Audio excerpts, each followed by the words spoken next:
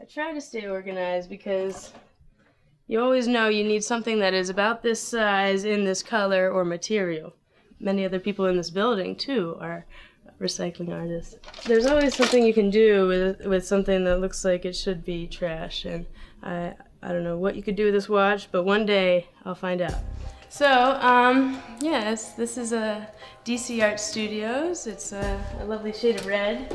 I got to paint this door, which was nice when I first got here. It's been a great experience just to get to meet all these, artists and be in this environment, this kind of like bubble that we have here. My name's Renée Regan, and I'm a multimedia artist. I am a professional photographer, so one of my jobs is to travel the country with a nonprofit called the Hispanic Heritage Foundation. And it's always so amazing to just get to be in a whole new place, and they say that can really reset any minds, any funk you're in. I love to just explore the parts of the city that people don't photograph. I hated that idea that there was a universal beauty and, you couldn't mess with that. And then when I started this Textured Travels series, it was almost like the whole world is open to me. Every close-up of a building with the sky in the background is like a chance for me to have another building colliding in it. Or I can do so much with my photography now that I've opened up the backgrounds, really. The first artwork I created was in high school. I took a photo class all 4 years. I was very happy to meet somebody my sophomore year who introduced me to a Dada club that she was starting. And so this Dada club became kind of the first art form I explored on my own. It was a movement 102 years ago now that was started during the World War I. Kind of this propaganda was everywhere, and you had lies left and right, and it was a time of where you would create nonsensical art. Maybe it was everyone looks at it now as kind of the joke, like you put a piece of paper and a clip, and you put it in some random manner, and then you call it art. But at the time, it meant so much more because of the artwork that was already being created was considered this high art, and you had to be of a certain, stature to create it, or to own it, or to really appreciate it, And so the Dadaists were able to kind of just flip all of that mentality on its head. Consistent themes that I have kept from my Dadaist tradition that they definitely got refined during college. I went to an art school, so I had 4 years of just nonstop learning. With my senior thesis, I was able to look at my subconscious hand, eye, and mind.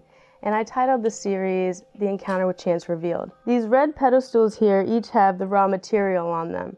So what we have are a bunch of ink blots that I read, we have a bunch of the stream of consciousness writing that I did, and then over on this side we have a whole bunch of doodles. And then I went through and kind of picked out some of the, using dream symbology. I would look at the ink blots and say, oh, well, I saw a mask every 5 times.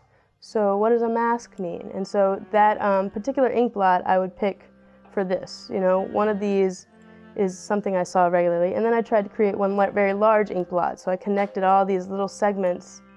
With the writings, I decided to do a screen printing of poetry. These lines, 5-line poems, you can read them in any which direction.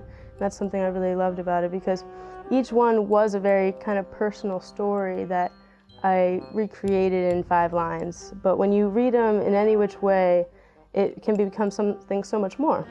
This was all created using a scanner of the ink blots, and you can get some really amazing color and texture in the watercolor paper. Learning how to stream of consciousness write really has helped me just hash out a lot of things I'm not certain about.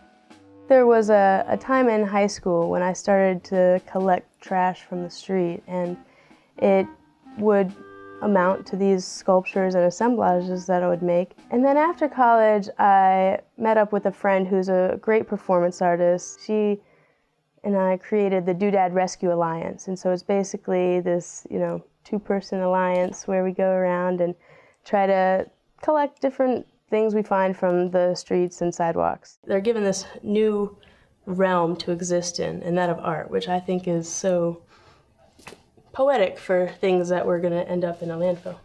And then I started to use them in the purification amulets, and that evolved into its own kind of spiritual awakening for me, to have the power through performance to kind of increase people's, my own, everyone's, positivity, purity, or power. And just thinking more about doodads, I was able to really tap into this world of, inert energy to access. So, a great part of my artwork is my performance art. It's very different than everything else I've been doing. It's visual, but it's also so much more personal, and it's so much more about me confronting some fear or some, anxiety I have.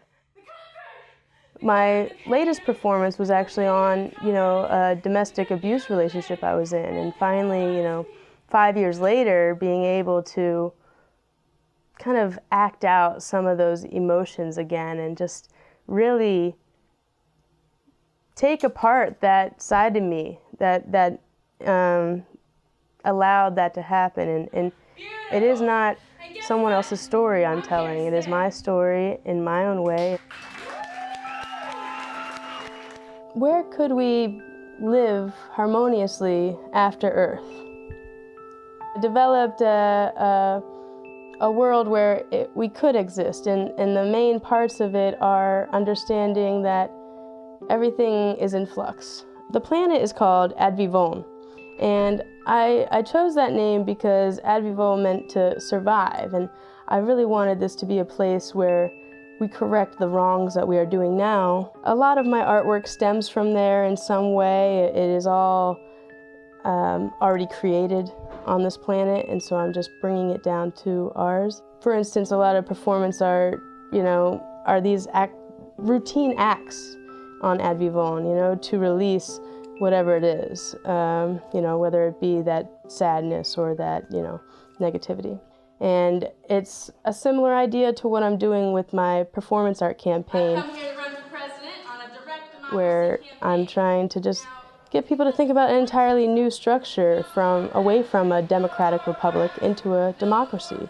And, what I just recently remembered was democracy means you're voting on issues, whereas republic is voting on people. So I've just been perplexed by this idea that we have some of the most important jobs are where they tell us what they're going to do for us instead of us knowing what we're going to tell them to do. So my main message is to just, keep positivity in the campaign, because too often is it about hating on something or saying what's wrong, right? And my whole thing is like, what if things were right? I'd say one of my hardest challenges as an artist has been keeping a consistent idea, concept connected to my artwork. I think the challenge is almost combating what I think the audience wants, what I want, and where we can meet in the middle. Is this going to sell? Is it worth selling? Am I doing this, just because I have to get it out? Or is this now like a formula where I, sit here and I do this and then output is art, And so sometimes it becomes a little mundane. And so that's why I like to rethink the concept or rethink, what am I doing this for? Key feature in much of my artwork is this desire to enhance or alter someone's energy. I have to love the fact that I was raised in an environment that was so confident in their own beliefs. And it has paved the way for me to be just as confident in what I've created as my own beliefs. So I think it's just a large part of it is wanting other people to know they can feel like confident in something they create. They don't have to only feel confident in what is already been created.